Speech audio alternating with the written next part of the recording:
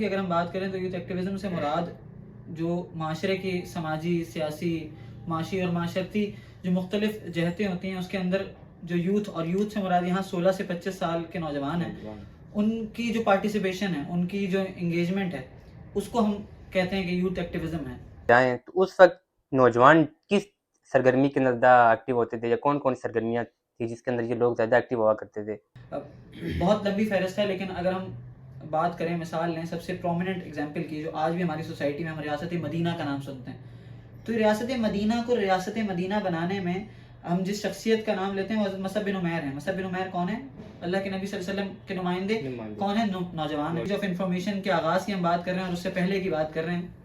تو نوجوانوں کی سرگرمیاں یہ ہوتی تھیں کہ وہ کان، ناک، ہاتھ، وہ ساری سینسز کو اس معاشرے کے ساتھ لائن کر دیتے تھے. ان کا ہاتھ معاشرے کی نفس پر ہوتا تھا، انہیں پتہ چلتا تھا کہ معاشرے میں کیا ہو رہا ہے، کیا ہونا چاہیے. اگر کچھ برا ہو رہا ہے تو اس کی وجہ کیا ہے، اور وہ اس کو دیکھتے تھے، اس کو محسوس کرتے تھے، اور اس حوالے سے اپنی حکمت عملی طے کرتے تھے اور اپنا کردار ادا کرتے تھے. میں یہی آیا کہ قائد اعظم صاحب جب نکلے تھے تو نوجوانوں کی قیادت میں نکلے تھے. انہوں نے ان کا ساتھ دیا تھا. آپ دیکھیں قائد اعظم کی تحریک پاکستان کو اگر ہم اٹھا کر دیکھتے ہیں تو بلکہ اس سے پہلے بھی اگر آپ چلے جائیں، اب 1857 کی بات کرتے ہیں تو وہاں پہ بھی آپ کو نوجوان ہی نظر آئیں گے. آپ 1947 کی بات کرتے ہیں، 1940 کے بعد چلنے والی تحریک کی بات کرتے ہیں تو اس میں آپ کو نوجوان نظر آتے ہیں. قائد اعظم رحمہ اللہ کے ساتھ ہی بھی نوجوان آپ کو نظر آتے ہیں. پاکستان بن جاتا ہے، پہلی دستور ساز اسمبلی بنتی ہے، بہت ساری چیزوں کی نشاندہی آپ کو نوجوان کرتے نظر آتے ہیں. ان کا ایک یہ بھی سہولت تو ملتی تھی نا کہ وہ ان کو طلبہ یونین کی سہولت تھی ہوتی تھی، اور وہاں جا کے وہ اپنے آپ کو گروم کرتے تھے، اپنے آپ کو تیار کرتے تھے، تو وہاں سے بھی وہ انقلاب لاتے تھے. لیکن اب اگر دیکھا جائے اس حوالے سے تو اس طرح کی سہولت ان کو نہیں مل رہی. یہ جو دشمن ہیں یا کچھ ایسے لوگ کہ جو چاہتے ہیں کہ یہ تبدیلی اس کو دبا دیا جائے، تو پھر وہ یہ کرتے ہیں کہ وہ نوجوانوں سے ان کی آواز چھین لیتے ہیں. جس طرح آپ نے وہ والا شعبہ موجود تھا ان کے پاس، تو یوتھ ان سرگرمیوں کے اندر بھی ملوث تھی، طلبا کے مسائل بھی حل کر رہی تھی، مینجمنٹ اسکل بھی ان کے اندر تھا، دوسرے تمام اسکل بھی تھی، ٹیبل ٹاک بھی کر رہے تھے، پریس کانفرنس بھی کر رہے تھے، انتظامی کے ساتھ بھی معاملات کر رہے تھے. لیکن اس کے ساتھ ساتھ وہ جابس بھی کر رہے تھے. لیکن اب یوتھ کے پاس وہ والا سیٹ اپ نہیں ہے، مطلب طلبا یونین، اسٹوڈنٹ یونین نہیں ہے. لیکن اس کے باوجود بھی آج کی یوتھ یونیورسٹی جاتی ہے، بمشکل طریقے سے کلاس لیتی ہے، واپس آ کے 11 بجے سو جاتی ہے. یہ جو چیز میرے پاس ہے، اگر میں ایک دن میں 18 گھنٹے 16 گھنٹے میں اس پہ لگاتا ہوں، میرا فوکس اسپین بھی کم ہو گیا ہے. وہ لوگ جو کتابیں پڑھتے تھے، کتابیں پڑھنے کا رجحان چلا گیا. 90 کی دہائی کے بعد کتابوں کے پڑھنے کے رجحان میں کمی واقع ہوئی. پھر ویڈیوز ہم نے دیکھنا شروع کی. وہ ویڈیو جو ہم پہلے 40 منٹ کی دیکھتے تھے، ہم بہت سارے لیکچر جو ایک ایک گھنٹے کے سنا کرتے تھے، آج کل میری جو جنریشن ہے، میرے جو ساتھی ہیں، وہ 30 سیکنڈ کی 15 سیکنڈ کی ریل دیکھتے ہیں. تو بہت ان کا آئی کیو اپنے سے پہلے والوں سے کم ہے. کہوں گا کہ ایک سازش کے تحت، let's agree to disagree, ہو سکتا ہے آپ مجھ سے متفق نہ ہو، لیکن ایک سازش کے تحت ہمیں بہت ساری لایانی چیزوں کے پیچھے لگا دیا گیا. مطلب ایک ایسے ملک میں کہ جہاں پہ روٹی جو ہے وہ دن بدن مہنگی ہوتی جا رہی ہے، پیکیجز سستے ہوتے جا رہے ہیں.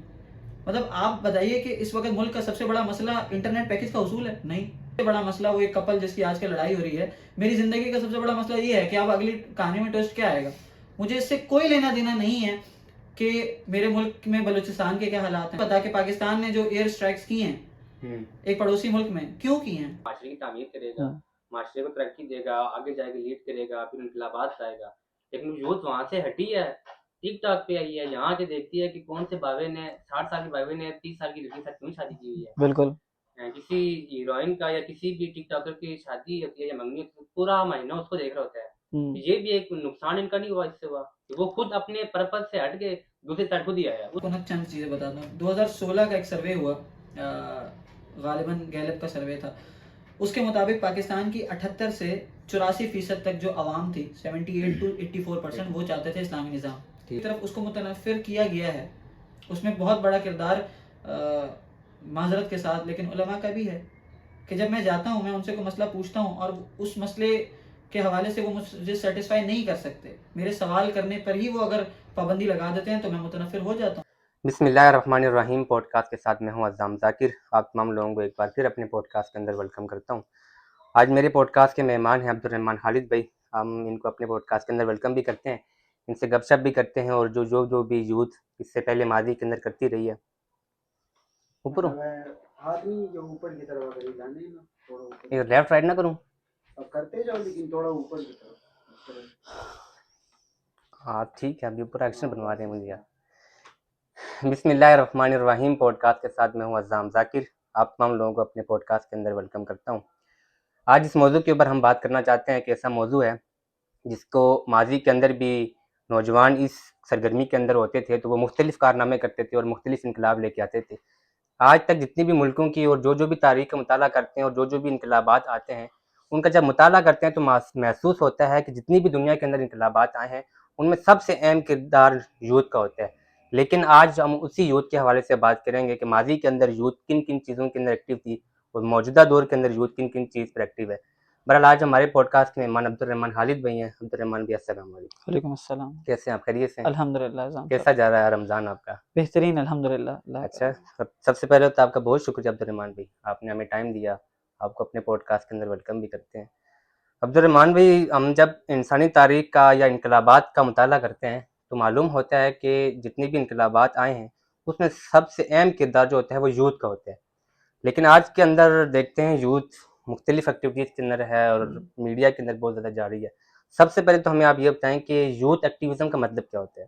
پہلے تو اسلام صاحب آپ کا شکریہ کہ آپ نے اس اہم موضوع پر بات کرنے کے لیے مجھے مدعو کیا. باقی جہاں تک بات ہے یوتھ کی، تو یوتھ ایکٹیویزم کی اگر ہم بات کریں تو یوتھ ایکٹیویزم سے مراد جو معاشرے کی سماجی، سیاسی، معاشی اور معاشرتی جو مختلف جہتیں ہوتی ہیں اس کے اندر جو یوتھ، اور یوتھ سے مراد یہاں 16 سے 25 سال کے نوجوان ہیں، ان کی جو پارٹیسپیشن ہے، ان کی جو انگیجمنٹ ہے، اس کو ہم کہتے ہیں کہ یوتھ ایکٹیویزم ہے. مطلب ہم یہ دیکھتے ہیں جس طرح آپ نے بات کی کہ ہمیشہ سے جب بھی تبدیلی کوئی آئی ہے کسی بھی قسم کی کسی بھی سطح پر تو اس کا محرک ہمیشہ سے نوجوان رہا ہے. ہم اسلامی تاریخ کی بات کریں، ہم اس کے علاوہ دنیا کی تاریخ کی بات کریں، تاریخ عالم کی، تو ہمیشہ جو بھی محرک ہمیں نظر آتا ہے تو اس میں ایک بہت بڑا حصہ جو ہے وہ یوتھ ادا کرتے نظر آتی ہے. اسے ہی ہم یوتھ ایکٹیویزم کہتے ہیں آج کی زبان میں.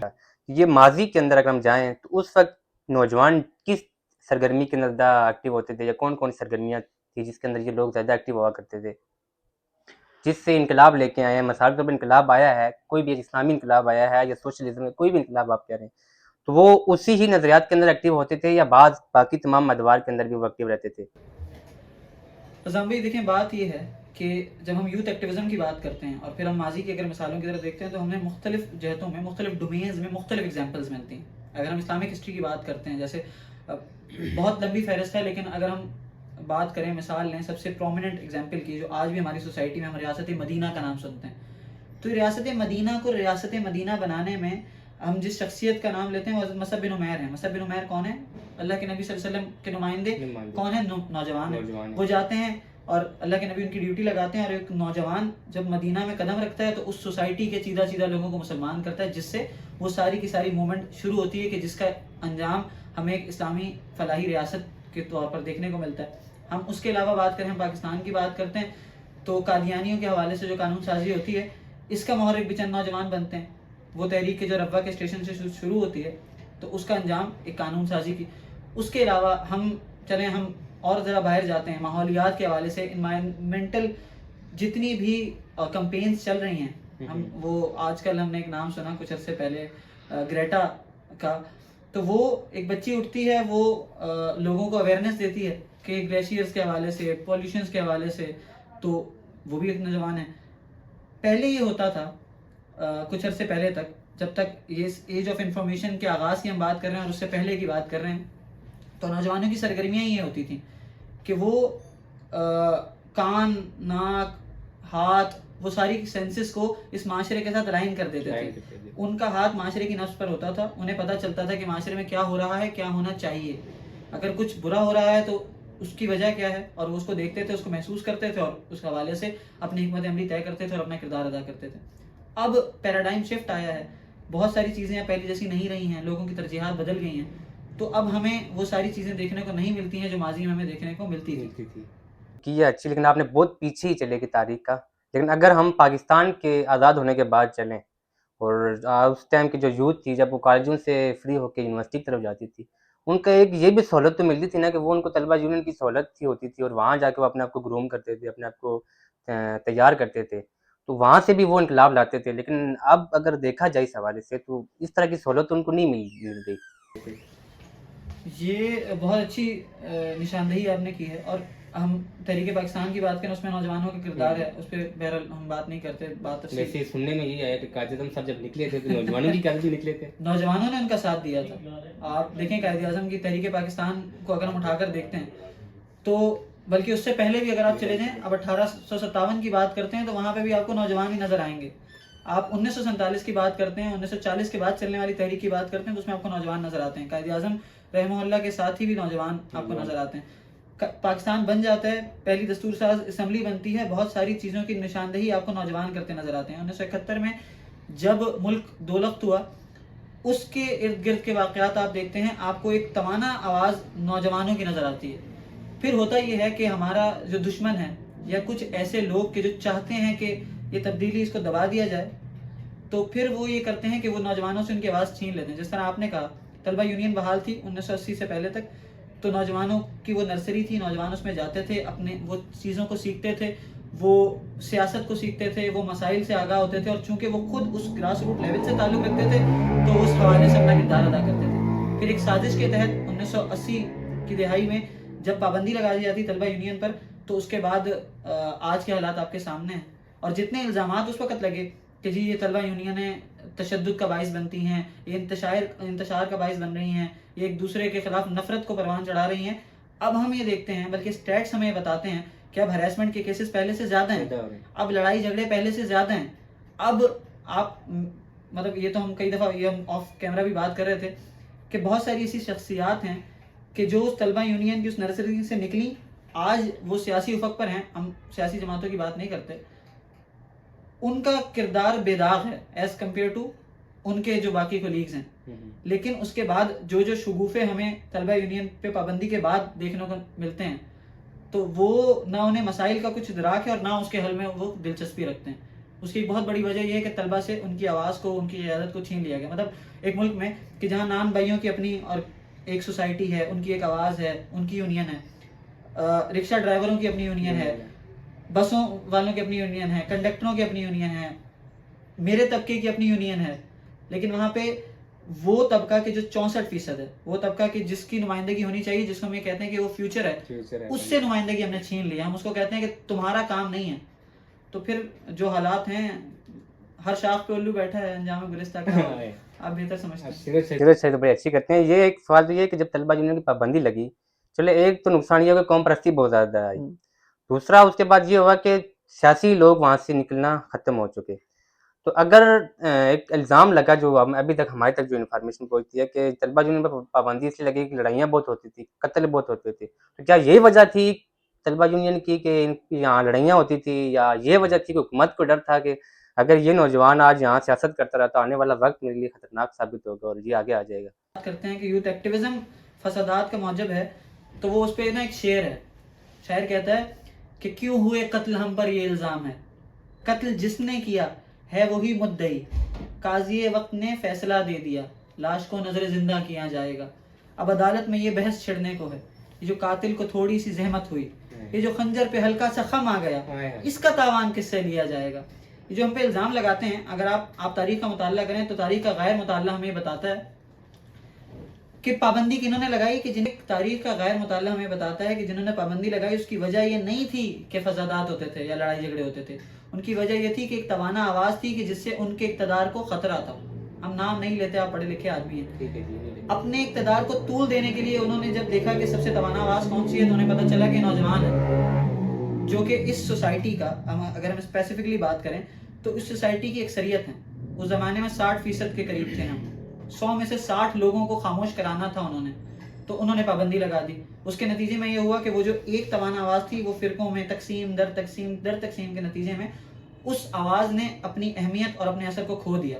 آپ جھگڑوں کی بات کرتے ہیں, ہم شہر اقتدار میں بیٹھے ہیں, شہر اقتدار کی ایک جامعہ میں آپ کو بہت اچھے طریقے سے پتہ ہے کہ جس طرح مختلف طبقات میں لوگوں کو تقسیم کر دیا گیا لسانیت کی بنیاد پر اور جماعتوں کی بنیاد پر, اور پھر آئے روز ملک کے حالات آپ کے سامنے ہیں.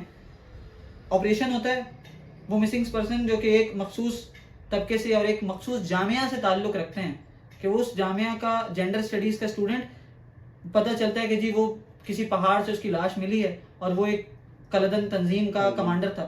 ہمیں پتہ چلتا ہے کہ جی اس جامعہ میں کسی اور جامعہ پڑھنے والا ایک لسانی گروہ کا نمائندہ یا کارندہ اس کی لاش کسی جگہ سے ملتی ہے کہ وہ جو ہے وہ سیکیورٹی فورسز سے مقابلے میں. تو یہ طلبہ یونین یا یوتھ ایکٹیویزم کی وجہ سے نہیں ہو رہا, یہ اس لیے ہو رہا ہے کہ آپ نے ایک پازیٹیو راستہ یا ایک پرپس جو پازیٹیو کنسٹرکٹیو پرپس تھا وہ آپ نے ان سے چھین لیا, تو برے لوگوں نے ان کو اپنا چارہ بنا لیا اور انہیں استعمال کر رہے ہیں, وہ آپ کے خلاف بھی. تو جن لوگوں نے پابندی لگائی تھی جس وجہ سے لگائی تھی, اب اس وجہ کی وہ زیادہ اس سے دو چار ہو گئے ہیں. اس ٹائم پابندی لگی تو کوئی یوتھ اس ٹائم نکلی تھی, کوئی لڑائی جھگڑا کوئی بھی تو ہونا چاہیے تھا جس پہ واپس وہ اپنی چیز کو واپس لے سکتے. اذان بھائی, غیر ممکن ہے کہ حالات کی گتھی سلجھے, اہل دانش نے بہت سوچ کے الجھائی ہے. تو جنہوں نے پابندی لگائی تھی انہوں نے اس طرح نہیں لگائی تھی. اور دوسری بات یہ ہے کہ یوتھ ایکٹیویزم کے جو اس وقت نمائندے تھے وہ عدالت میں گئے, بلکہ عدالت عالیہ میں ابھی بھی اس کا مقدمہ جو ہے وہ زیر سماعت ہے, اس پہ جو ہے وہ پروسیڈنگ ہو رہی ہے. سب جوڈیس میٹر ہے تو ہم اس پہ زیادہ بات نہیں کریں گے, لیکن بہرحال جو کر سکتے تھے انہوں نے کیا, وہ کر بھی رہے ہیں. لیکن ایک بڑے طبقے کو ایک منظم طریقے سے خاموش کرا دیا گیا اور ان کی اٹینشن کو ڈائیورٹ کر دیا گیا.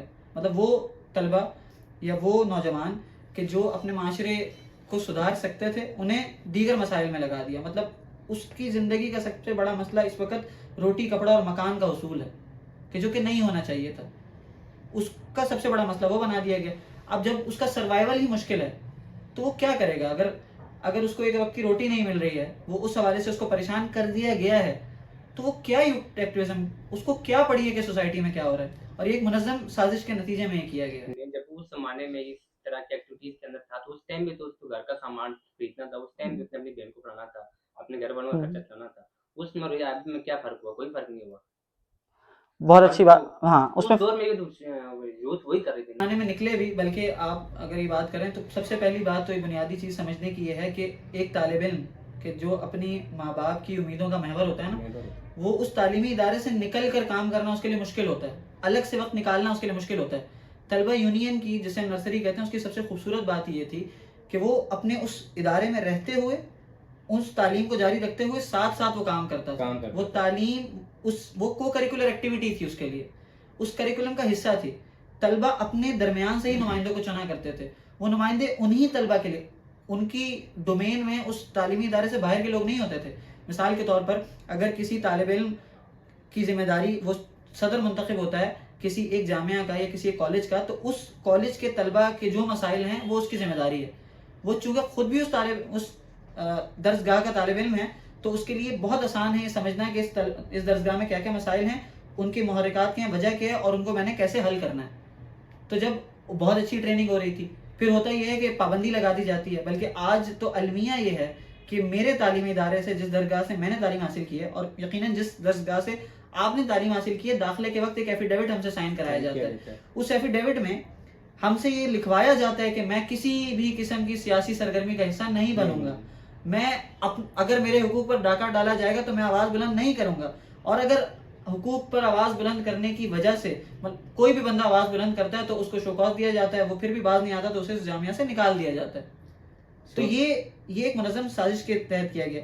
آج کے دور میں کیوں مشکل ہے کہ آپ یہ کہتے ہیں کہ اس جامعہ کے اندر آپ نے کچھ نہیں کرنا, اس درسگاہ میں آپ نے کچھ نہیں کرنا, تو وہ تعلیم حاصل کرے گا یا وہ جامعہ سے باہر نکل کر ملک کے مسائل. ہم یہ نہیں کہہ رہے, بالکل ہم بھی یہ سمجھتے ہیں کہ جو طالب علم ہے اس کی اٹ موسٹ پرائرٹی اپنی تعلیم کا حصول ہونا چاہیے, کیونکہ وہ ملک کا مستقبل ہے. اور بہترین طریقہ اس کی تربیت کا یہ ہے کہ اسی ماحول میں ایک ماحول اس کو فراہم کیا جائے جس میں وہ چیزیں سیکھے.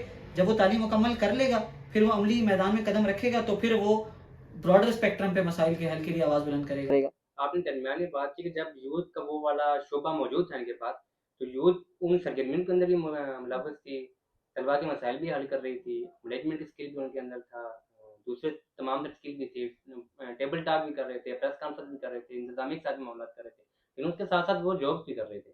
لیکن اب یوتھ کے پاس وہ والا سیٹ اپ نہیں ہے, مطلب طلبا یونین, اسٹوڈنٹ یونین نہیں ہے. لیکن اس کے باوجود بھی آج کی یوتھ یونیورسٹی جاتی ہے, بمشکل طریقے سے کلاس لیتی ہے, واپس آ کے 11 بجے سو جاتی ہے, وہ کام کوئی نہیں کرے. اس کی کیا وجہ ٹھہری؟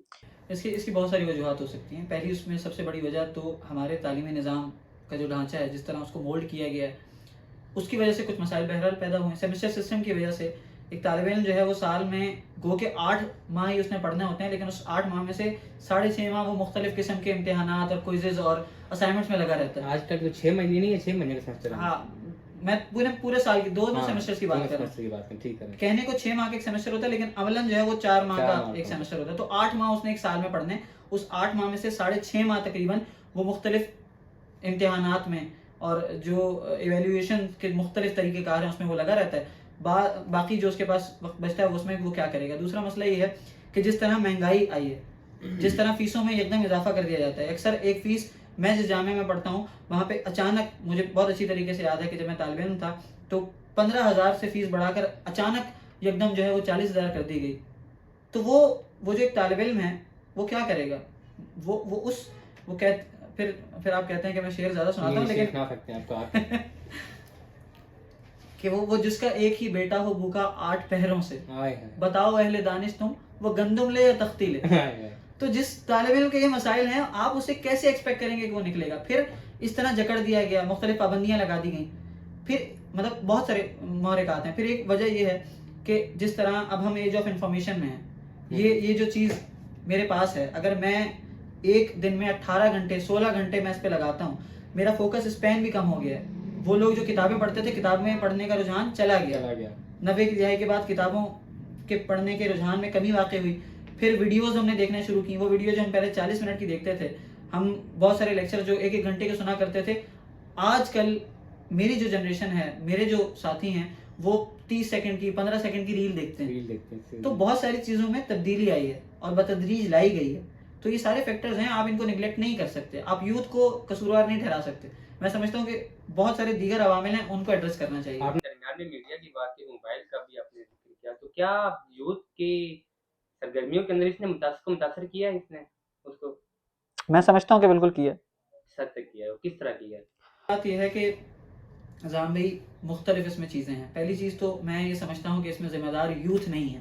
اس میں مختلف ذمہ داران ہیں, ہم فردن دیکھ لیتے ہیں. سب سے پہلا ذمہ دار تو ہمارا نظام تعلیم ہے. ٹھیک ہو گیا کہ جب ہم جس طرح آپ نے قصہ سنایا, ہم ایک ایجوکیشنلسٹ کے پاس بیٹھے تھے, ہم ان سے پوچھ رہے تھے کہ جی انعطاف کا, جس طرح پچھلے دنوں بھی ایک ریسرچ آئی کہ جنریشن زی وہ جنریشن ہے کہ ہم سے پہلے والے جو ہے وہ ملینیل جو تھے, بومرز کے بعد ملینیل آئے تو ان کا IQ لیول ان سے زیادہ تھا اپنے سے پہلے والوں سے. لیکن جنریشن زی کے بارے میں لوگ یہ کہتے ہیں, اور ایک رپورٹ یہ بھی ہے کہ ان کا IQ اپنے سے پہلے والوں سے کم ہے.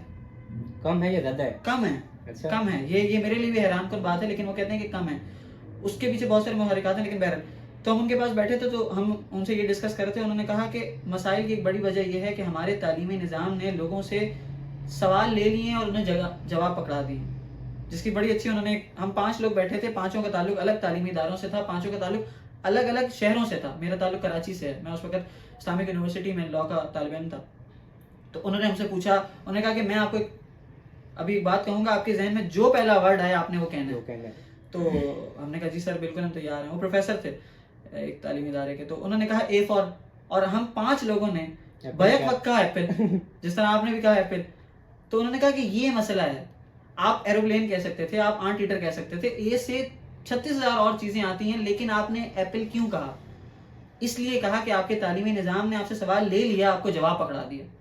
آپ کے تعلیمی نظام میں, ہمارے سیمسٹر سسٹم میں, ہمارے تعلیمی ہم پرائمری سیکنڈری کی بات کریں, آپ کی کلاس میں سب سے نکما طالب علم وہ ہوتا ہے جو سوال زیادہ کرتا ہے. وہ طالب علم یونیورسٹی کی سطح پر بھی کلاس سے باہر ہی رہتا ہے جو ٹیچر سے جو ہے وہ سوالات کرتا ہے.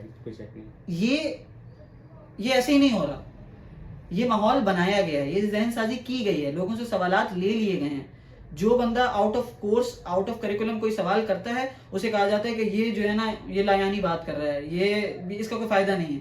اس کے نتیجے میں ہوتا یہ کہ جو آج ہو رہا ہے. تو ایک محرک یہ ہے, ہمارا تعلیمی نظام ہے. ٹھیک ہے. دوسرا محرک اس میں یہ ہے کہ ایک منصوبے کے تحت, میں تو یہ کہوں گا کہ ایک سازش کے تحت, let's agree to disagree, ہو سکتا ہے آپ مجھ سے متفق نہ ہو, لیکن ایک سازش کے تحت ہمیں بہت ساری لایانی چیزوں کے پیچھے لگا دیا گیا. مطلب ایک ایسے ملک میں کہ جہاں پہ روٹی جو ہے وہ دن بدن مہنگی ہوتی جا رہی ہے, پیکیجز سستے ہوتے جا رہے ہیں. مطلب آپ بتائیے کہ اس وقت ملک کا سب سے بڑا مسئلہ انٹرنیٹ پیکیج کا حصول ہے؟ نہیں, اس پہ تو کوئی بات نہیں کرتا. اس کے نتیجے میں ہوتا یہ ہے, پھر بہت ساری ایپس جو مختلف ممالک میں بین ہیں, یا مختلف ممالک میں وہ پیڈ ہوتی ہیں, ہمارے یہاں وہ فری ہے. بہت سارے ترقی یافتہ ممالک جہاں پہ انٹرنیٹ مہنگا ہے, ہم جو تھرڈ ورلڈ کنٹری ہیں, ہمارے یہاں انٹرنیٹ سستا ہے. اس کے نتیجے میں ہوتا یہ ہے کہ ہمارے لوگ بہت ساری لایانی سرگرمیوں میں ملوث ہو جاتے ہیں. ان سے وہ پروڈکٹیوٹی چھین لی جاتی ہے. وہ اپنا 18 گھنٹے اگر میں ٹک ٹاک پہ لگا رہا ہوں تو میرے لیے اس وقت سب سے بڑا مسئلہ, وہ ایک کپل جس کی آج کل لڑائی ہو رہی ہے, میری زندگی کا سب سے بڑا مسئلہ یہ ہے کہ اب اگلی کہانی میں ٹوسٹ کیا آئے گا. مجھے اس سے کوئی لینا دینا نہیں ہے کہ میرے ملک میں بلوچستان کے کیا حالات ہیں. مطلب میں آپ سے پوچھوں, آپ کو بھی تفصیلات, آپ تو پڑھے لکھے آدمی ہیں, اس فیلڈ سے بھی ہیں, لیکن اکثریت کو نہیں پتا کہ پاکستان نے جو ایئر اسٹرائکس کی ہیں ایک پڑوسی ملک میں, کیوں کی ہیں, اس کی وجہ کیا ہے. آپ سوشل میڈیا دیکھتے ہیں, آپ کو 2 نیریٹو اس حوالے سے سننے کو ملتے ہیں. ٹھیک, میرے ملک کے اور کیا مسائل ہیں مجھے نہیں پتا. میں جس صوبے میں بیٹھا ہوں اس صوبے کے جو ہے وہ اس کی گورنمنٹ نے ایک ایکسپینس کیا 11 ارب روپے کا, وہ مجھے نہیں پتا. ٹھیک ہے, تو مجھ سے مسائل سے آپ نے ہٹا دیا اور مجھے لایانی چیزوں کے پیچھے لگا دیے, تو پھر آپ مجھ سے کیسے گلا کرتے ہیں. اگر آپ چاہتے ہیں کہ میں پروڈکٹیو کام کروں تو آپ مجھ میں انویسٹ کریں نا.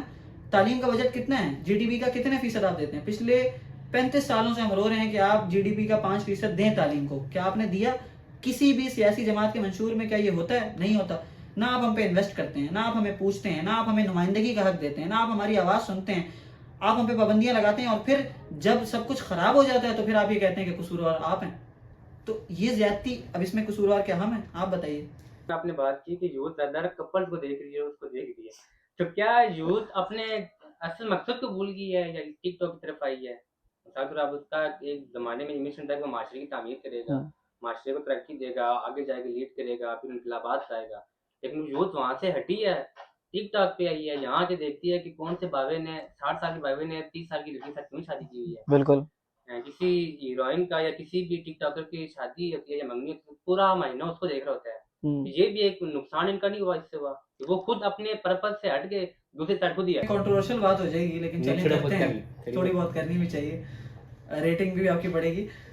لیکن ہم اگر اچھے الفاظ میں بات کریں تو ایک سادہ سا اصول ہے کہ نظام انسانی زندگی کا خدا ہوتا ہے. نظام جس طرح چلانا چاہتا ہے معاشرہ اسی طرح چلتا ہے.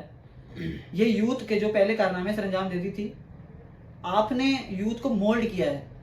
ہماری یوتھ میں سے آپ پوچھیں نا عرفہ کریم نے کیا کیا تھا. عرفہ کریم رنداوا کون تھی؟ بہت سارے لوگوں کو نہیں پتا. مجھے بھی نہیں پتا, آپ کو بھی نہیں پتا. علی معین نوازش کون تھا؟ آپ کو بھی نہیں پتا, مجھے بھی نہیں پتا.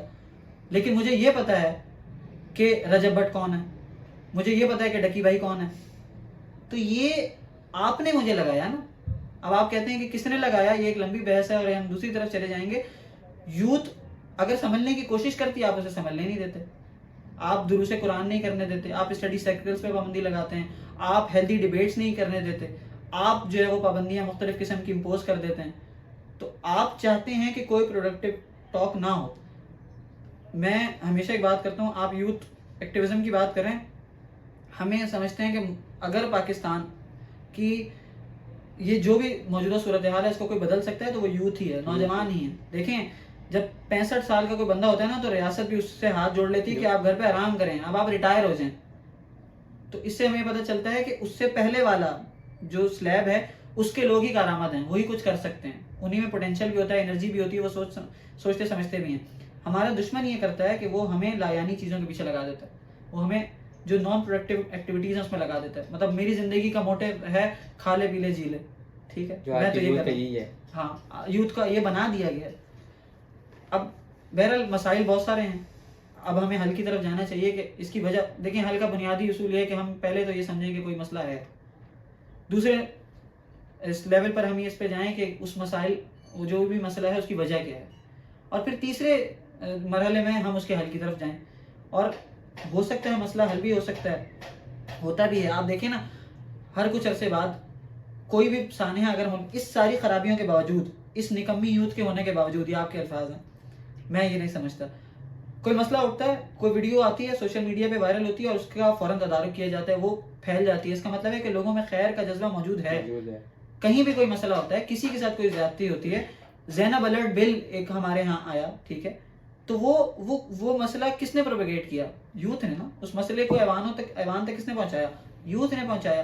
کراچی میں جو مسائل, میرا تعلق کراچی سے ہے, بلدیہ ٹاؤن فیکٹری کا سانحہ ہوا, اس مسئلے کو ہائی لائٹ کس نے کیا؟ یوتھ نے کیا, ٹھیک ہے. ابھی جو ہے وہ گل پلازا والا واقعہ ہوا ہے, اس پہ ڈسکشن ہوئی ہے, یوتھ نے کیا.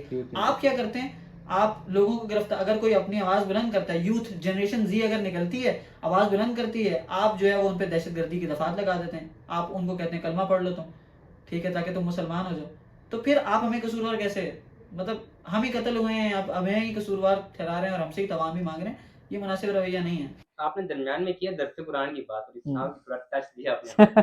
ضروری ہے نا اسلامک ٹچ دینا. اکثر یونیورسٹیز کے اندر یا نوجوان کو جب ہم کوئی اسلام کی بات کرتا ہے تو وہ کہتا ہے کہ اگر میں آج لبرل ہوں یا سیکولر ہوں, سب سے پہلی بات ہے پاکستان کی جو یوتھ ہے لبرل اور سیکولر سے ان کو پتہ کچھ بھی نہیں ہے کہ اس کا مطلب یہ ہے. برل وہ جو نعرہ لگاتے ہیں چلو مان لیتے ہیں, ان سے پوچھتے ہیں کہ آپ اس سائڈ کیوں آئے ہیں, وہ کہتے ہیں کہ ہم جب بھی مولوی کے پاس گئے ہیں, جب بھی کوئی اسلام کا کوئی اچھا رکھنے والا تصور اس کے پاس گئے ہیں, تو اس نے ہمارے اوپر چھوٹی سی بات پہ فتویٰ لگایا ہے.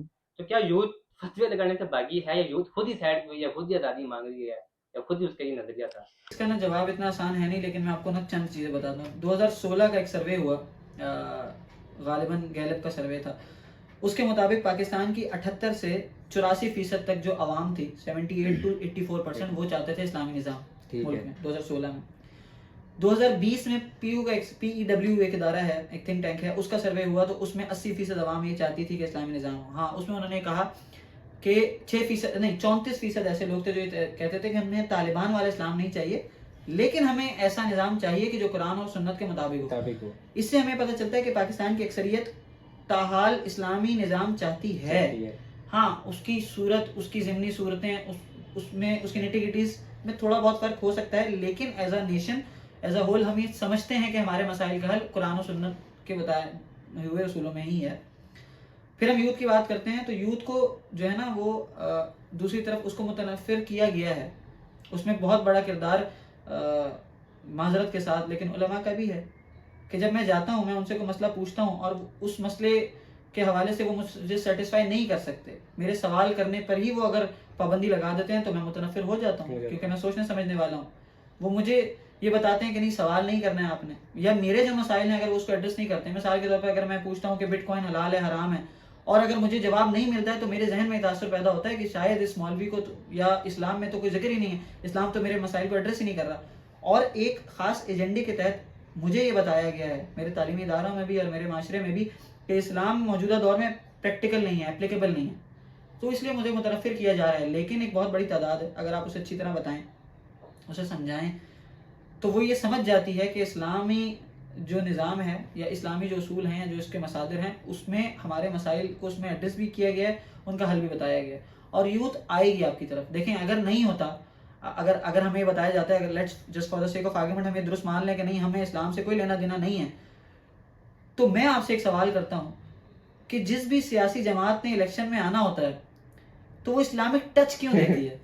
اس کا مطلب یہ ہے, دیکھیں مارکیٹ میں وہی چیز سیل کی جاتی ہے کہ جس کا خریدار موجود ہو. تو اگر کوئی بھی سیاسی جماعت مقبولیت حاصل کرنے کے لیے ڈرامے بازی کرتی ہے اور اس میں اسلامک ٹچ دینا ضروری سمجھتی ہے, تو آپ کو یہ سمجھ جانا چاہیے کہ جو سوسائٹی ہے اس میں خریدار موجود ہیں اس جنس کے. اب کرنے کا کام یہ ہے کہ ہم بھی جو اسلام کی درست شکل ہے اسے پیش کریں. جو علماء ہیں ان کا زیادہ کردار ہے کہ وہ اسلام کی درست شکل کو جو ہے وہ لوگوں کے سامنے پیش کریں. ایک دوسرے پر الزامات لگانے کے بجائے, ایک دوسرے کی ٹانگ کھینچنے کے بجائے, اگر مثبت انداز سے لوگوں کو وہ رہنمائی ان کی کریں گے, ان کو گائیڈ کریں گے, تو یوتھ میں بہت پوٹینشیل ہے. یوتھ چاہتی بھی ہے اور وہ آئے گی بھی. آپ دیکھیں اس وقت ایک اور کنٹروورشل بات ہے, میں نام نہیں لوں گا اس لیے, لیکن آپ ریسرچ کیجئے کہ آپ کے بلکہ آپ کو یہ مل جائے گا, فیڈرل کیپٹل میں اور پنجاب, ان دو آپ پلیٹ فارم میں آپ نے یہ سرچ کرنا ہے کہ کتنی این جی اوز رجسٹرڈ ہیں, ٹھیک ہے, کتنے ادارے کام کر رہے ہیں ان دو جگہوں پر, ٹھیک ہے, پنجاب میں, اور پنجاب میں بھی اگر آپ صرف پنڈی کو لے لیں, پنڈی اور اسلام آباد میں, ٹوئن سٹیز میں کتنے ادارے کام کر رہے ہیں اور اس میں کتنے مذہب کے نام پہ کام کر رہے ہیں, تو آپ کو یہ پتہ چلے گا کہ ایسے بہت سارے ادارے ایس سی سی پی کے پاس پچھلے کچھ عرصے میں رجسٹر ہوئے ہیں, پچھلے گزشتہ 6 ماہ میں یا سال میں, کہ جو جنس جو وہ بیچ رہے ہیں نا وہ مذہب ہے. وہ مختلف کورسز کی صورت میں ہے, وہ مختلف ٹورز کی صورت میں ہے, وہ 15,000 17,000 20,000 لے کر آپ کو مری لے جاتے ہیں اور وہاں پہ مختلف ایکٹیویٹیز بھی کرواتے ہیں, مختلف ادارے اسٹیبلش ہو رہے ہیں بہت تیزی سے. اس کا مطلب یہ ہے کہ خریدار موجود ہے, لوگ اسے اور اس جنس کو, اس چیز کو, اس کو کموڈٹی بنا کے بیچ رہے ہیں. تو اس کا سدباب اگر آپ نہیں کریں گے تو لوگ اس کو استعمال کریں گے. لیکن آج کل کی جو یوتھ, لڑکا اور لڑکی دونوں, وہ مغرب کو بہت زیادہ اڈاپٹ کر رہے ہیں. آج کل کی مطلب کہ اگر خواتین کی بات کریں, وومین کی, تو وہ یونیورسٹیز کے اندر بالکل وہی ڈریس پہن کے آتی ہے جو آج کل مغرب کے اندر پہن کے جایا جاتا ہے. تو یہ ایک ناکامی تو نہیں بنی ان کی زوال کی یوتھ کی؟ دیکھیں مطلب کہ اگر انقلابات جو بھی آج بنگلہ دیش کے اندر انقلابات آ رہے ہیں اس کے اندر وومن کا تھوڑا بہت کردار ہے، یہاں بھی ہو سکتا ہے، طلبہ میں جب موجود تھی ظاہر سی بات ہے وومن کی کوئی نہ کوئی ریپرزینٹیو ہوتی ہوگی. تو آج کل کی جو وومن ہیں وہ مغربی تہذیب کو بہت زیادہ اڈاپٹ کر رہی ہیں. آج کا نوجوان بہت زیادہ اڈاپٹ کر رہا ہے. اگر جنریشن زی خود کو بہت لائٹ سمجھ رہی ہے، وہ سمجھ رہی ہے کہ میں اس کے بعد جا رہا ہوں، مجھے اچھا جواب نہیں دے رہی، وہ قرآن کی طرف جا سکتا ہے، اس کو پڑھ سکتا ہے. قرآن کی طرف جانے کے بجائے وہ مغرب تہذیب کی طرف جا رہا ہے اور اسی کو اڈاپٹ کر رہا ہے. اذان بھائی ایک اور شعر آپ کی سماعتوں کی نظر کہ جنت کھڑی ہے سرحد ادراک کے قریب، لیکن غریب شہر کو اطمینان چاہیے. اچھا ماشاءاللہ. آپ کیوں بار بار یوتھ کو ٹارگٹ کرتے ہیں، کیوں بار بار اسے الزام دیتے ہیں؟ جب وہی یوتھ آپ کے پاس آتی ہے، وہ اپنا مسئلہ رکھتی ہے، تو آپ اس اسلام کو اتنا مشکل بنا کے پیش کرتے ہیں، آؤٹ آف دی ورلڈ بنا کے پیش کرتے ہیں کہ اسے لگتا ہے کہ اس پہ تو میں عمل ہی نہیں کر سکتا، اس پہ تو صرف کوڑے ہی کوڑے ہیں. ٹھیک ہے، آپ جو ہے وہ جب وہ جاتے ہیں مغربی تہذیب کے حامل کسی اسکالر کے پاس تو وہ انہیں کہتا ہے کہ کوئی مسئلہ ہی نہیں ہے، تو وہ اسے اڈاپٹ کریں گے نا. اگر مجھے پیاس لگ رہی ہے تو جو مجھے پانی دے گا میں اس کی بات سنوں گا نا، میں اس کے پاس جاؤں گا. یہ تو سمپل سی بات ہے. وہ نوجوان دیکھیں، ہم ہمارے نوجوانوں میں پیاس ہے، وہ دین کو سمجھنا چاہتے ہیں، اسی لیے وہ پہلے آپ کے پاس آتے ہیں. لیکن آپ کے دروازے سے اگر انہیں دھتکار دیا جاتا ہے تو کہیں تو انہوں نے جانا ہے، اس پیاس کو کسی نہ کسی صورت میں تو انہیں بجھانا ہے. آپ کے تعلیمی اداروں میں آپ یہ دیکھیے، سب سے بڑی جامعہ اس ملک کی جو جامعہ ہے، پچھلے دنوں انہوں نے حیا واک کی، جامعہ پنجاب میں. ٹھیک ہو گیا. اس حیا واک کی ویڈیو میں دیکھ رہا تھا، آپ اس میں دیکھیں اس کو لیڈ کون کر رہا ہے؟ خواتین، لڑکیاں. اور سب سے زیادہ الزام اسی جامعہ پہ لگتا ہے، اسی یونیورسٹی کے حوالے سے لگایا جاتا ہے کہ یہاں پہ سب سے زیادہ پابندی ہیں. اگر ایسا ہوتا تو کیا وہ اتنی کامیاب حیا واک ہوتی؟ وہ بھی 14 فروری والے دن نہیں ہوتی. آپ دیگر جامعات میں، دیگر یونیورسٹیز میں، کالجز میں دیکھ سکتے ہیں. تو یہ ایک پروپیگنڈا ہوتا ہے. ہم اس کی طرف نہیں جائیں گے. ہم یہ دیکھیں گے کہ ہماری غلطیاں کیا ہیں، ہم کیا کر رہے ہیں. ہم یہ کر رہے ہیں کہ ہم لوگوں کے مسائل کو ایڈریس ہی نہیں کر پا رہے. لوگ ہمارے پاس آتے ہیں، وہ ہم سے سمجھتے ہیں کہ پوچھتے ہیں کہ اسلام کیا کیریئر کے حوالے سے مجھے گائیڈ کرتا ہے. ہم اسے بتاتے ہیں کہ آپ نے جو ہے نا اللہ کے دین میں نکل جائیں. آپ نکل جائیں جی، ٹھیک ہے. وہ یہ کہتا ہے کہ میرے گھر میں یہ مسائل ہیں، آپ ان مسائل کو، کیا اسلام ان کو ایڈریس کرتا ہے؟ آپ اسے کہتے ہیں کہ جی آپ آئیں میرے ساتھ، ہم جو ہے نا وہ سہ روزہ لگائیں گے، ہم چلہ لگائیں گے. آپ اس کے مسئلے کو تو ایڈریس نہیں کرتے. پھر اگر وہ یہ بات کرتے ہیں کہ مجھے اس حوالے سے یہ شکوک و شبہات ہیں، تو آپ جو ہے اس کا جواب دیں. اور اگر آپ کے پاس وہ جواب نہیں ہوتا تو آپ اس پہ فتویٰ لگا کے اسے خاموش کرانے کی کوشش کرتے ہیں، جس کے نتیجے میں لوگ بدزن ہوتے ہیں.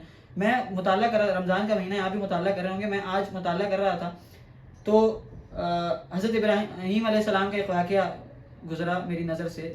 وَإِذْ قَالَ إِبْرَاهِيمُ رَبِّ أَرِنِي كَيْفَ تُحْيِي الْمَوْتَى، کہ حضرت ابراہیم علیہ السلام رب سے پوچھ رہے ہیں کہ اللہ آپ مردوں کو کیسے زندہ کریں گے، مجھے دکھائیں.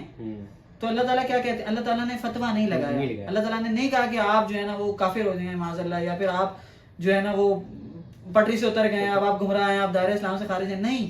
کس سے سوال کر رہے ہیں؟ اللہ تعالیٰ سے. کس پہ سوال کر رہے ہیں؟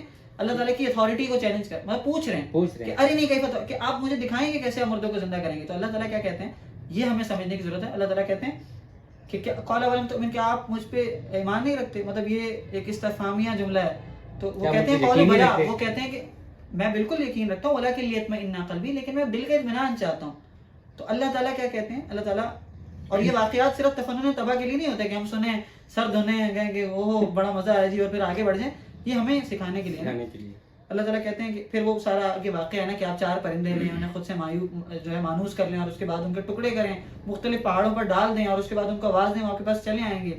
اور اس طرح جو ہے اللہ تعالیٰ اپنی قدرت کا اظہار کرتے ہیں. تو یہ اس چھوٹے سے واقعے میں اور اس طرح کے بہت سارے واقعات ہیں کہ جہاں سوال کرنے کو انکریج کیا گیا ہے. ہاں یہ ساتھ بات آئی ہے کہ لا تسألوا عن شيء تبد لكم تسؤكم، بے جا سوالات نہیں کرنے ہیں آپ نے، لیکن سوال کرنے ہیں، انکریج کیا گیا ہے. ٹھیک ہے، آپ سوالوں کے جواب دینا شروع کریں. آپ یہ دیکھیں گے کہ یوتھ جو ہے وہ آپ کی طرف مڑ کر آئے گی، کیونکہ جو خدا کا بنایا ہوا نظام ہوتا ہے وہ کامل اور مکمل ہوتا ہے، انسان کی فطرت کے مطابق ہوتا ہے. انسانوں کا بنایا ہوا نظام بے شک ہمیں جتنا مکمل لگے اس میں فالٹس بھی ہوتے ہیں، لوپ ہولز بھی ہوتے ہیں، اس میں تشنگی رہ جاتی ہے. اور آپ اسی لیے دیکھتے ہیں اس وقت کنورژن کا سب سے زیادہ ریشو، جو لوگ ریورٹ ہو رہے ہیں، اسلام کی طرف آ رہے ہیں، وہ کیا کسی اسلامی ملک میں؟ نہیں، وہ غیر مسلم سوسائٹیز میں ہیں. اس سے ہمیں یہ پتہ چلتا ہے کہ کچھ تو ہے نا کیا وہاں پہ انہیں ہم چلیں اپنے ممالک کی بات کرتے ہیں, ہمارے پاس روزگار نہیں ہے, روٹی کپڑا اور مکان نہیں ہے, تعلیم نہیں ہے, بہت مسائل ہیں, ظلم ہے, زیادتی ہے. ان ممالک میں ایسا کچھ ہے؟ وہ تو فرسٹ ورلڈ کنٹریز ہیں نا, ان کے یہاں تو بہت ساری جگہوں پر تعلیم بھی فری ہے, ان کے یہاں تو جابز بھی ہیں, ان کے یہاں تو سہولیات بھی ہیں, پھر کیوں اسلام کی طرف وہ آ رہے ہیں؟ تو آپ ہی اپنی اداؤں پہ ذرا غور کریں, ہم اگر عرض کریں گے تو شکایت ہوگی. آپ اپنے گربان میں جائیے, یوتھ کو الزام جو ہے وہ آپ نہ دیں. کی یوتھ رو رہی ہے کہ ہمارے پاس جاب نہیں ہے, مطلب کالج پر جو اسٹوڈنٹ ہے وہ بھی رو رہا ہے, یونیورسٹی جا کے جو تعلیم حاصل کر رہا ہے وہ بھی رو رہا ہے, جو ڈگری لے کے باہر آ کے بیٹھا ہے وہ بھی رو رہا ہے. یہ رونے کی ان کی اصل وجہ کیا ہے؟ ان کے پاس اسکل کوئی نہیں ہے یا ویسی مایوس ہو کے بیٹھے ہیں؟ اس پہ رائے میری تھوڑی سی شاید آپ کو پسند نہ آئے, لیکن اس میں 2-3 بہرحال باتیں ہیں. پہلی چیز تو یہ ہے, دیکھیں کہ پھر میں یہ کہوں گا کہ آپ یوتھ کو الزام نہیں دے سکتے. یوتھ کو الزام دے گی ہم مقتدرہ کو, ہم اہل اقتدار کو, ہم ان کو الزام دیتے ہیں. آپ بار بار یوتھ کو کہہ رہے ہیں کہ ہم یوتھ کو الزام نہیں دے رہے, ہم یہ کہہ رہے ہیں کہ یہ جو یوتھ مسائل پیش کر رہی ہے تعلیم کے حوالے سے, جاب کے حوالے سے یا باہر جانے کے حوالے سے, کیا ان کی سالڈ ہے؟ یہ بالکل سالڈ ہیں. دیکھیں مسائل تو ہیں نا, کیا آپ جس آپ بھی طالب علم ہیں, آپ تعلیمی ادارے میں پڑھتے ہیں, اس کے کوئی مسائل نہیں ہیں؟ بہت سارے ہیں. تو کس نے حل کرنے ہیں؟ وہ نہیں حل کرنے, آپ نے توجہ مبذول کرانی ہے. حل تو حکومت نے کرنا ہے نا, حل تو مقتدرہ نے کرنا ہے. دوسری بات یہ ہے کہ جہاں تک باہر برین ڈرین کی بات ہوئی, دیکھیں آپ اس چیز کے مختلف اسپیکٹس ہیں. میں یہ سمجھتا ہوں, میری ذاتی رائے یہ ہے, اینڈ میں دوبارہ کہوں گا کہ let's agree to disagree, آپ باہر جا نہیں رہے, آپ کو بلایا جا رہا ہے, آپ کو منگوا رہے ہیں, ایک اسکروٹنی کے تحت آپ کو نکال کر لے کر جا رہے ہیں. ہمارے یہاں جتنے کنسلٹنٹس یہاں کام کر رہے ہیں, سمپل سا سوال ہے, صرف اس بحث طویل نہیں کرتے, لیکن آپ ان میں سے کسی کا انٹرویو کیجئے گا اس کے بعد اور ان سے پوچھئے گا, آپ خود اس سسٹم کو اسٹڈی کریں تو آپ کو پتہ چلے گا کہ کیا وہ پیسے اس طالب علم سے کما رہے ہیں جس کو باہر بھیج رہے ہیں. اگر میں نے باہر جانا ہے نا, میں نے UK LLM کے لیے جانا ہے, اور میں کسی بھی کنسلٹنٹ کے پاس جاتا ہوں, میں نام نہیں لیتا لیکن بہت سارے ہیں فیڈرل کیپٹل میں بھی اور ہر جگہ, اب تو گلی گلی بیٹھے ہیں کنسلٹنٹ, وہ آپ سے کتنی فیس لے لیں گے, کنسلٹیشن کے کتنے چارجز لیں؟ 15,000 سے لے کر, اور مجھے جو سب سے زیادہ پتہ چلے اسلام آباد میں ایک ایجنسی ہے وہ 80,000 روپے تک لیتی ہے. ٹھیک ہے, 15,000 سے 80,000 کے درمیان وہ آپ سے چارجز لیتے ہیں. ٹھیک ہے, اتنے بڑے آفیسز اور اتنی چینز اور بیرون ملک ٹورز, یہ وہ 80,000 سے وہ کر رہے ہیں؟ نہیں.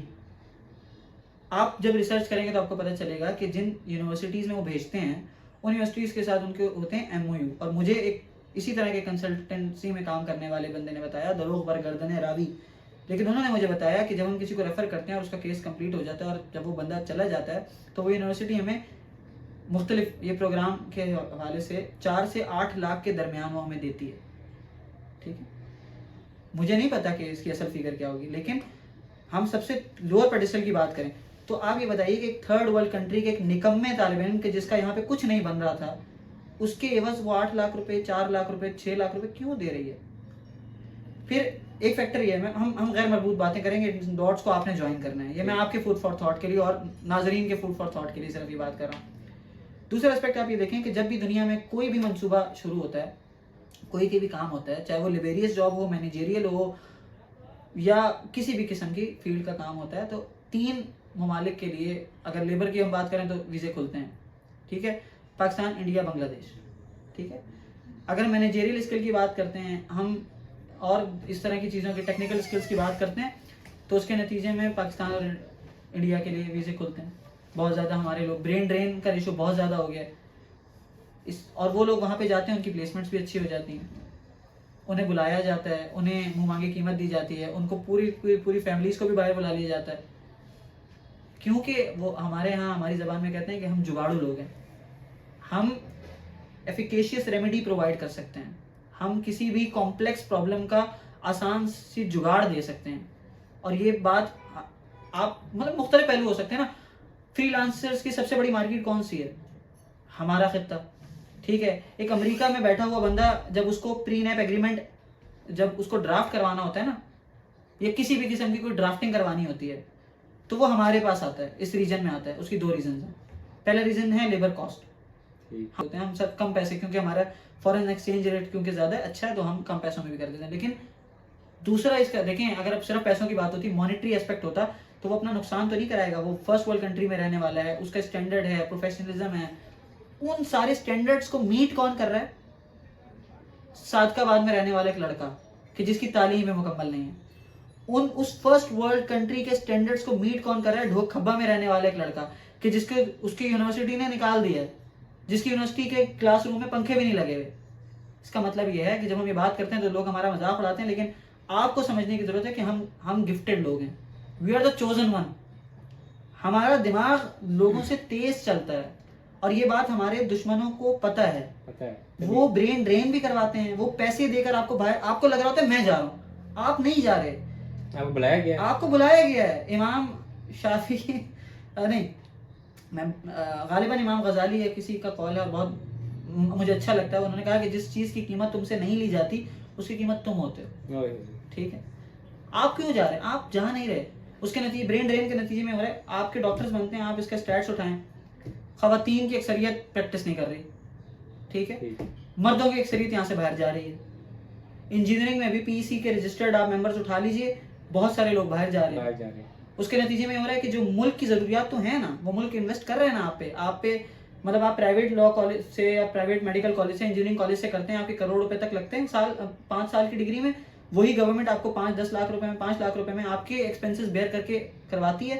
ہاؤس جاب کے آپ کو الگ سے پیسے دیتی ہے. لیکن جب آپ کا پے بیک کرنے کا ٹائم آتا ہے تو یا تو آپ سی ایس ایس کر کے اس میں چلے جاتے ہیں, ایڈمنسٹریٹو کسی پوسٹ میں, کسی کا حق مارتے ہیں, آپ باہر چلے جاتے ہیں. کیوں؟ کیونکہ آپ کی مائنڈ میکنگ اسی طرح کر دی گئی ہے, اور وہ لوگ آپ کو بلا بھی لیتے ہیں. آپ کو کرنے یوتھ ایکٹیویزم کی ضرورت اس لیے ہے. ہم اس کو کنکلوڈ کرتے ہیں. پہلی چیز تو یہ ہے کہ لوگوں کو نا, ہم نے ہماری یوتھ کو گمراہ کیا گیا ہے. ہماری یوتھ کو بہت ساری چیزوں میں لگا دیا گیا ہے جو کہ ان کے کرنے کے کام نہیں تھے. یا دیکھیں, شیطان جب آپ کو گناہ پر اکسا نہیں پاتا تو وہ آپ کو کنفیوز کرتا ہے, آپ کا ٹائم ویسٹ کرواتا ہے. ٹھیک ہے, یوتھ کو بھی یہ سمجھنے کی ضرورت ہے, اور ہماری اور آپ کی رسپانسبلٹی بھی ہے, اور اہل اقتدار کی بھی رسپانسبلٹی ہے کہ یوتھ کی جو انرجی ہے اسے وہ پروڈکٹیو کاموں میں لگائیں. ٹھیک ہے. دوسری چیز یہ ہے کہ ہمیں اپنے جو لوگ ہیں ان کے مسائل کو حل کرنے کی ضرورت ہے. اگر میرا پیٹ خالی ہے تو میں آپ کی بات نہیں سنوں گا. اگر میرے گھر میں بچے بھوکے سو رہے ہیں تو میں آپ کی بات نہیں سنوں گا. اگر میرے گھر میں بجلی نہیں ہے تو میں کوئی اچھا کام نہیں کروں گا. مجھے پتا ہوگا کہ آپ صحیح بات کر رہے ہیں, لیکن میرے پاس وقت نہیں ہوگا. ٹھیک ہے, تو ان چیزوں کو مینیج کرنے کی ضرورت ہے. کریکولم پہ کام کرنے کی ضرورت ہے. ہمارا کریکولم بہت پرانا ہے. میں نے میٹرک میں وہ کتاب پڑھی تھی 2016 میں اسلامیات کی, جو میری خالہ نے 1977 میں پڑھی تھی. ٹھیک ہے, تو یہ مسائل ہیں نا. کریکولم ہمارا اپڈیٹ نہیں ہو رہا. پھر کریکولم جو ابھی ہم نے اپڈیٹ کیا بھی ہے پچھلے کچھ عرصے میں, اس کریکولم میں بہت ساری ایسی چیزیں ہیں کہ جو آج کے دور سے میل نہیں کھاتی ہیں. ٹھیک ہے, کمپیٹیبلٹی کا ایشو آتا ہے ہمارے لوگوں کو. میں اپنی فیلڈ کی بات کروں تو ہمارے یہاں تو کہتے ہیں کہ آن جاب ٹریننگ ہے. بھائی, آپ یونیورسٹی سے جب نکلیں گے تو آپ کی اصل پڑھائی شروع ہوگی. اسی طرح ہر فیلڈ میں کہ ایک بچہ انجینئرنگ میں 5 سال 4 سال لگاتا ہے, اور جب وہ فیلڈ میں آتا ہے تو اس کی ٹریننگ شروع ہوتی ہے. ہمیں اس کو اس طرح انکارپوریٹ کرنے کی ضرورت ہے کہ ہم جو اس کے ٹریننگ کے مراحل ہیں وہ ان ساری چیزوں کو ہم انکارپوریٹ کریں اس 4 سال کی ڈگری میں. پھر ہم یہ نہیں کہہ رہے کہ آپ ایک طالب علم کو سے ملکی سیاست کروائیں, وہ سڑکیں پکی کرائے یا پھر نالیاں بنوائے, نہیں. لیکن آپ اس کو ایک ایسا ہیلدی انوائرمنٹ دیں کہ جس کے نتیجے میں وہ اس تعلیمی ادارے کے اندر رہتے ہوئے مسائل کی نشاندہی کرنے کے قابل ہو جائے پہلے مرحلے میں. دوسرے مرحلے میں وہ ان مسائل کو ایڈریس کریں. اسلامک یونیورسٹی جس سے میرا تعلق ہے, کچھ سال پہلے تک, آج سے اگر 5-7 سال پہلے چلے جائیں تو ہمارے سینئرز ہمیں بتاتے ہیں کہ ایک میس مینیجر ہوتا تھا جو کہ ایک اسٹوڈنٹ ہوتا تھا. وہ میس کے تمام چیزوں کو دیکھتا تھا, ان کو مینیج کرتا تھا, اور جو ہے وہ نظام چلاتا تھا. اس کے نتیجے میں ہوتا یہ تھا کہ جب وہ میس مینیجر نکل کے, اور ہمارے بہت سارے وکلا ہیں ایسے کہ جو اپنے دور میں میس مینیجر رہے ہیں, تو وہ بہت اچھے وکیل ہیں کیونکہ انہوں نے چیزوں کو مینیج کرنا اس دور میں سیکھ لیا تھا. اب کیا ہے, اب وہ سسٹم ہی نہیں ہے, تو اب میسز بند ہو رہے ہیں, اب یونٹ میں کی قیمت میں اضافہ ہو رہا ہے, اب فیس آپ کو بڑھانی پڑ رہی ہے. اس دور میں لوگ اسی محدود سرمایہ میں چیزوں کو مینیج کر لیتے تھے. کیوں؟ کیونکہ وہ عوام میں سے ہی ہوتے تھے. پاکستان کے مسائل, یہ آخری بات ہے, پاکستان کے مسائل حل نہ ہونے کی ایک بہت بڑی وجہ یہ ہے کہ ہمارے حکمران ہمارے درمیان سے نہیں آ رہے. اگر میرا حکمران میرے ساتھ ڈھوک کھبے کے کسی پائلٹ اسکول میں پڑھے گا نا تو اسے پتا ہوگا کہ میرے مسئلے کیا ہیں. اگر وہ فاروق اعظم روڈ پر حشمت علی کالج میں میرے ساتھ بینچوں پہ بیٹھے گا گرمی میں, وہ دیکھے گا کہ پنکھے نہیں چل رہے, تو جب وہ اقتدار میں آئے گا تو وہ اس مسئلے کو حل کرے گا. لیکن اگر میں حشمت علی کالج میں پڑھوں, میں ڈھوک کھبا کے کسی اسکول میں پڑھوں, میں اسلام آباد میں 7 نمبر کالج میں پڑھوں, لیکن میرا حکمران جو ہے وہ یا تو ایچیسن سے نکلے یا پھر باہر سے کہیں سے آئے, اسے کیا پتا کہ میرے مسائل کیا ہیں. جب اسے میرے مسائل نہیں پتا تو وہ حل کرنے کی کوشش نہیں کرے گا. تو مسائل اس وقت حل ہوں گے جب میرا حکمران، میرا رہنما، میرا نمائندہ میرے درمیان سے آئے گا.